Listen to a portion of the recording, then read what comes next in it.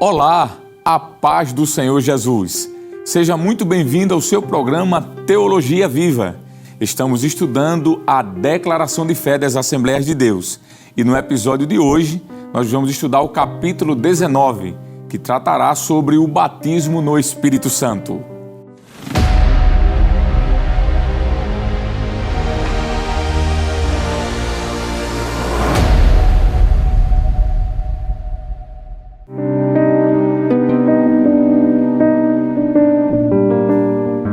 O Espírito Santo manifestou-se de diferentes maneiras no Antigo Testamento. Em várias ocasiões, homens de Deus profetizaram verbalmente sob a ação do Espírito Santo. Todavia, de maneira direta e explícita, não há qualquer indício de que alguém tenha experimentado o dom de línguas. Pois o falar em línguas estranhas, seja como sinal, seja como um dom, é uma operação divina encontrada somente a partir de Atos 2. O falar em línguas como um sinal do batismo com o Espírito Santo teve seu início no dia de Pentecostes, Atos 2 e 4. Segundo o pastor, escritor e teólogo Antônio Gilberto, é uma imersão do crente no espiritual e sobrenatural de Deus, Atos 1 e 5.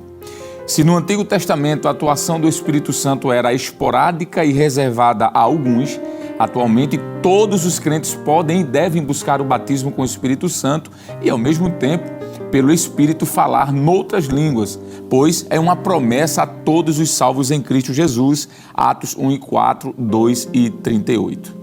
No dia de Pentecostes, pessoas oriundas de várias nacionalidades, judeus e prosélitos, estavam reunidos em Jerusalém para a celebração da festa sagrada do Pentecostes, capítulo 2, versículo 5. No momento em que o Senhor derramou o seu Espírito, que está no versículo 15, a área do templo estava repleta. As línguas estranhas, como sinal que os discípulos de Jesus falavam, chamaram a atenção da multidão, deixando-a perplexa com o fenômeno. Atos capítulo 2, versículos 6 ao 12 nos mostra isso. O falar em línguas, que é a glossolalia, é a manifestação física do enchimento do Espírito Santo. E tal fenômeno, ele não se restringe a Atos 2, pois o encontramos em diferentes passagens bíblicas. Podemos citar algumas, como 1 Coríntios capítulo 12, versículo 30 e 14, versículos 5 e 6.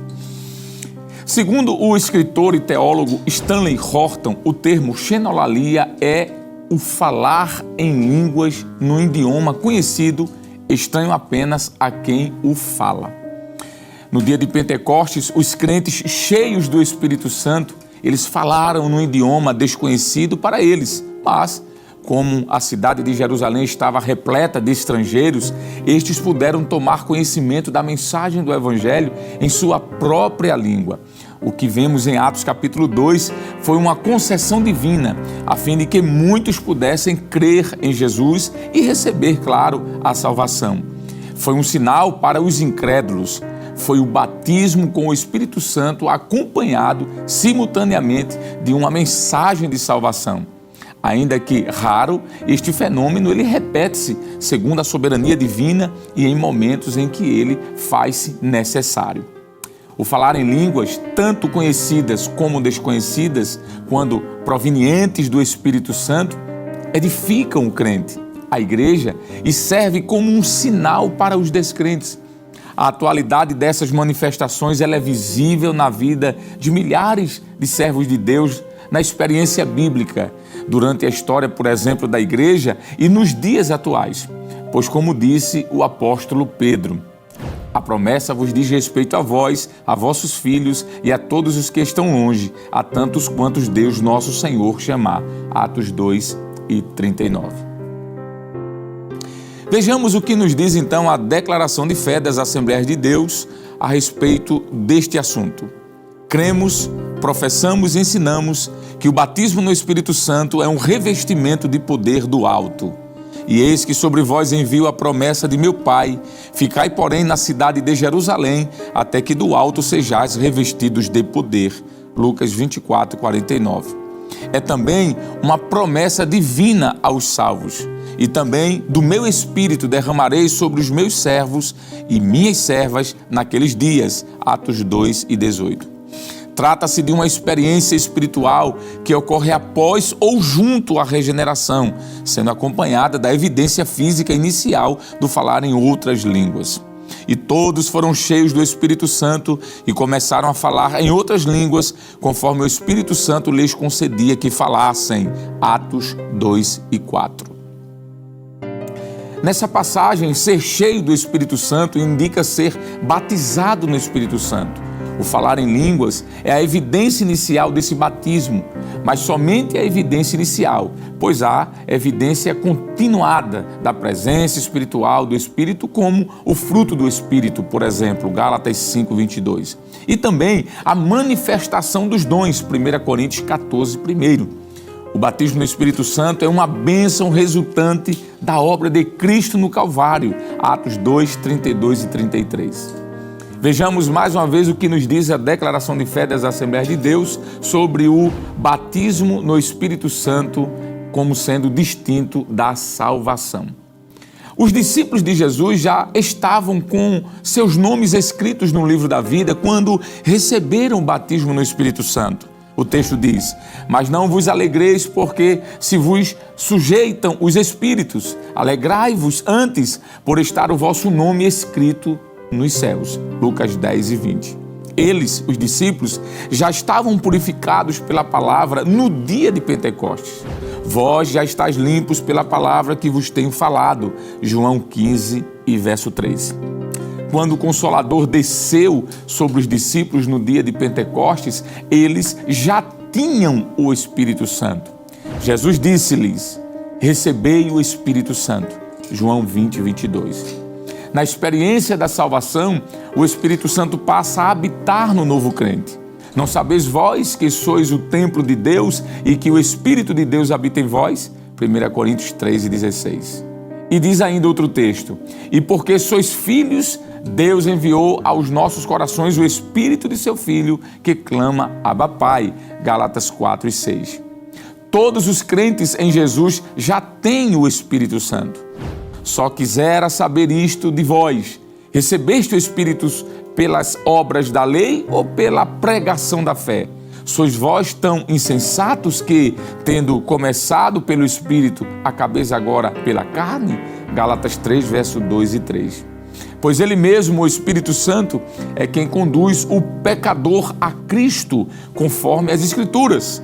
Todavia, digo-vos a verdade, que vos convém que eu vá, porque se eu não for, o Consolador não virá a vós, mas se eu for, enviar-vos-lo-ei, e quando ele vier, convencerá o mundo do pecado e da justiça e do juízo. João 16, versos 7 e 8. O batismo no Espírito Santo é algo distinto do novo nascimento. Significa o recebimento do poder espiritual para realizar a obra da expansão do Evangelho em todo o mundo. Mas recebereis a virtude do Espírito Santo que há de vir sobre vós, e ser-me-eis testemunhas tanto em Jerusalém como em toda a Judeia e Samaria e até os confins da terra. Atos 1 e 8.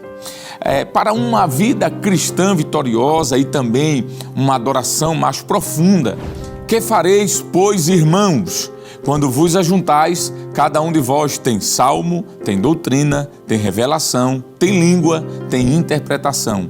Faça-se tudo para a edificação. 1 Coríntios 14, 26. O batismo com o Espírito Santo não é a regeneração espiritual do pecador.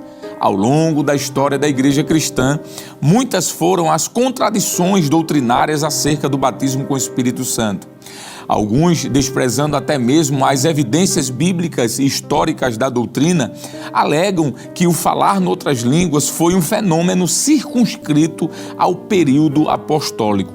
Outros confundem o batismo com o Espírito Santo com a salvação e a santificação. Eles desconhecem que na obra regeneradora o Espírito Santo transmite nova vida ao pecador, conforme o texto de 2 Coríntios 5,17. Quem está em Cristo, nova criatura é. As coisas velhas já passaram, eis que tudo se fez novo.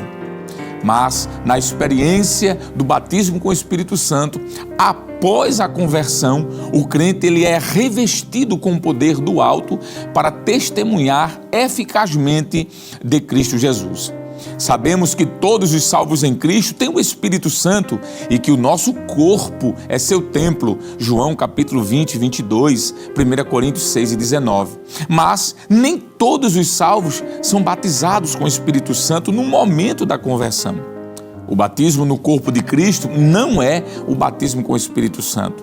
Muitos não compreendem devidamente o batismo com o Espírito Santo, por não fazerem uma exegese correta de 1 Coríntios capítulo 12, verso 13. Pois todos nós fomos batizados em um Espírito, formando um corpo, quer judeus, quer gregos, quer servos, quer livres, e todos temos bebido de um Espírito. Paulo não faz aqui nenhuma referência ao batismo com o Espírito Santo, nem ao batismo em águas. O pregador e teólogo William Menzies, ele diz o seguinte a respeito disso: nós somos batizados pelo Espírito em Cristo. Isso é a regeneração, novo nascimento. Mais adiante, o mesmo acrescenta: nós somos batizados com o Espírito por Cristo. Essa é a capacitação para servir e ministrar. Notemos agora o que nos diz este documento, a Declaração de Fé das Assembleias de Deus, sobre os nomes e expressões para o batismo no Espírito Santo. A descida do Espírito Santo no dia de Pentecostes é um evento que chamamos de batismo no Espírito Santo. João Batista anunciou ser o Senhor Jesus aquele que batiza no Espírito Santo. E eu, em verdade, vos batizo com água para o arrependimento, mas aquele que vem após mim é mais poderoso do que eu. Não sou digno de levar as suas sandálias. Ele vos batizará com o Espírito Santo e com fogo. Mateus 3:11. A preposição grega para batismo é em. É por isso que nós empregamos batismo no Espírito Santo, da mesma forma que fazemos para a expressão batismo em águas. A versão Almeida atualizada tem esta nota: com ou em, ficando assim a tradução: porque João, na verdade, batizou com água, mas vós sereis batizados com o Espírito Santo não muito depois destes dias. Atos 1 e 5, na revista Almeida atualizada. Fraseologia similar aparece em Mateus 3:11. O apóstolo Pedro afirma que estas palavras referem-se à descida do Espírito Santo no dia de Pentecostes. E quando comecei a falar, caiu sobre eles o Espírito Santo, como também sobre nós ao princípio. E lembrei-me do dito do Senhor, quando disse: João certamente batizou com água, mas vós sereis batizados com o Espírito Santo. Atos 11, verso 15 e 16. O batismo no Espírito Santo é chamado a promessa do Pai, Atos 1 e 4, ou do meu Pai, e também o revestimento de poder, ou poder do alto, Lucas 24 e 49. E ainda é chamado de dom do Espírito Santo, Atos 2 e 38 e 10 e 45. E também virtude do Espírito Santo, conforme Atos 1 e 8. A Bíblia descreve essa experiência de diversas maneiras. Vejamos então: e todos foram cheios do Espírito Santo, Atos 2 e 4. Derramarei o meu Espírito, Joel 2 e 28. Ou derramarei do meu Espírito, Atos 2 17. Caiu o Espírito Santo sobre todos os que ouviam a palavra, Atos 10 44. E, quando comecei a falar, caiu sobre eles o Espírito Santo, Atos 11 15. Veio sobre eles o Espírito Santo e falavam línguas e profetizavam, Atos 19 e 6. Pontuemos agora mais uma vez o que nos diz a Declaração de Fé das Assembleias de Deus sobre a descida do Espírito Santo. 2 sinais sobrenaturais antecederam imediatamente o advento do Espírito Santo, ou seja, o seu derramamento. São eles: o som como de um vento veemente e impetuoso, Atos 2 e 2, e as línguas repartidas como que de fogo, as quais pousaram sobre cada um deles, Atos 2 e 3. Esses sinais anunciavam a chegada de alguém muito importante, o Espírito Santo, que é uma das pessoas da Trindade, para inaugurar então assim a igreja, iniciando a sua jornada histórica. Eram sinais particulares que não se repetiram posteriormente nos batismos no Espírito Santo subsequentes, pois se tratava de um evento solene e único que marcou o início de uma nova dispensação. Vejamos então mais uma vez o que nos diz a declaração de fé das Assembleias de Deus sobre a extensão da promessa. O derramamento do Espírito veio com um sinal específico: o falar em línguas. E todos foram cheios do Espírito Santo e começaram a falar em outras línguas, conforme o Espírito Santo lhes concedia que falassem. Atos 2 e 4. Essa experiência repete-se na vida da igreja, porque os ouviam falar em línguas e magnificar a Deus. Atos 10, 46. Veio sobre eles o Espírito Santo e falavam línguas e profetizavam. Atos 19 e 6.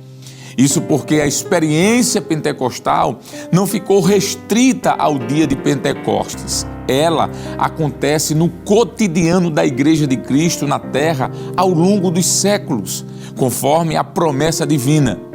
Porque a promessa vos diz respeito a vós, a vossos filhos e a todos os que estão longe, a tantos quantos Deus nosso Senhor chamar. Atos 2 e 39.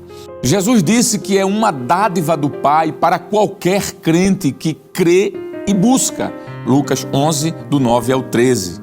Homens e mulheres de todas as idades, independentemente de seu status social. A promessa do batismo com o Espírito Santo diz respeito principalmente aos últimos dias, Atos 2 e 17, e não somente à era dos apóstolos.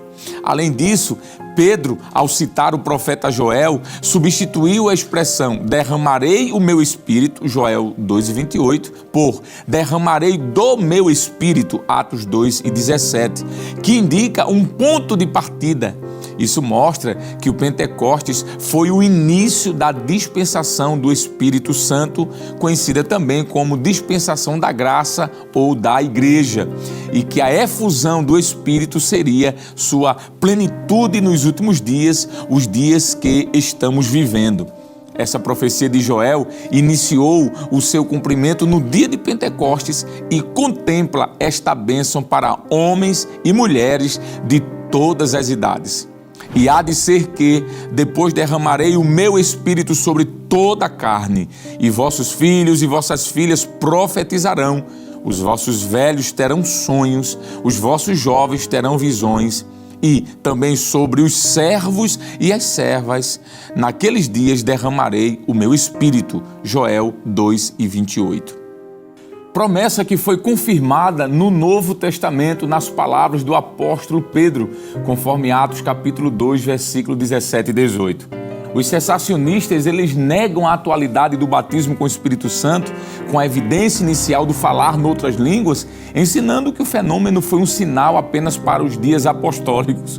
Todavia, não encontramos nada nas Escrituras que prove que o falar em línguas seja uma experiência restrita à experiência da igreja primitiva. Ao contrário, a Bíblia e a própria experiência demonstram a plena atualidade da promessa. Atos 2, 39, 9, 17, capítulo 19, do 1 ao 6.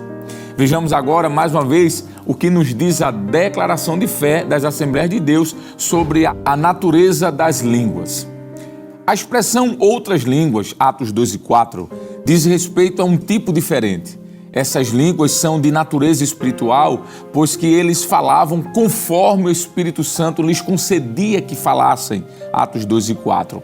Essas línguas reaparecem mais adiante como um dos dons do Espírito Santo, o de variedade de línguas, porque o que fala em língua estranha não fala aos homens, senão a Deus, porque ninguém o entende, e em espírito fala mistérios. 1 Coríntios 14, verso 2. A língua aqui é da mesma essência da do Pentecostes. A diferença está na função. É a chamada glossolalia, palavra usada para identificar outras línguas, que podem ser humanas ou celestiais. Ainda que eu falasse as línguas dos homens e dos anjos e não tivesse amor, seria como um metal que soa ou como um sino que tine. 1 Coríntios 13, verso 1. Essa é a nossa marca como pentecostais que somos. Quem ora em línguas edifica-se a si mesmo. O que fala em língua estranha edifica-se a si mesmo, mas o que profetiza edifica a igreja. 1 Coríntios 14 e 4. Cada representante das nações presentes em Jerusalém, naquela ocasião do Pentecostes de Atos 2, ouvia na sua língua materna falar das grandezas de Deus. Atos 2 e 11. Algo semelhante aconteceu na experiência na casa de Cornélio, porque os ouviram falar em línguas e magnificar a Deus. Atos 10, 46. A capacidade para compreender esta fala veio do próprio Espírito Santo, porque cada um os ouvia falar na sua própria língua. Como, pois, os ouvimos cada um na nossa própria língua em que somos nascidos? Atos 2, versos 6 e 8.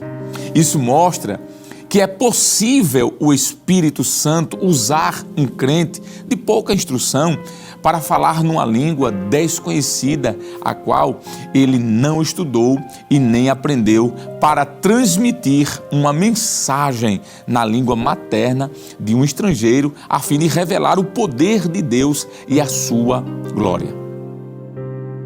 As línguas só cessarão quando vier aquele que é perfeito. O amor nunca falha, mas havendo profecias, serão aniquiladas. Havendo línguas, cessarão. Havendo ciência, desaparecerá.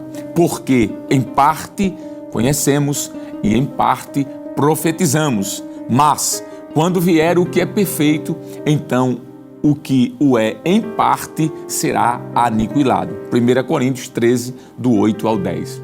Uma referência à volta de Cristo de forma muito clara. O apóstolo Paulo nos aconselha dizendo: portanto, irmãos, procurai com zelo profetizar e não proibais falar em línguas. 1 Coríntios capítulo 14, versículo 39. No batismo com o Espírito Santo, o crente, pelo mesmo Espírito, fala em línguas como sinal e evidência inicial da promessa recebida.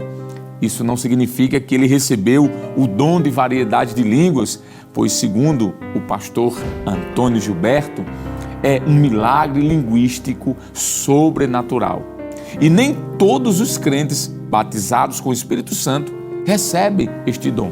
1 Coríntios capítulo 12, versículo 30. Os dons são distribuídos segundo a vontade e o propósito de Deus.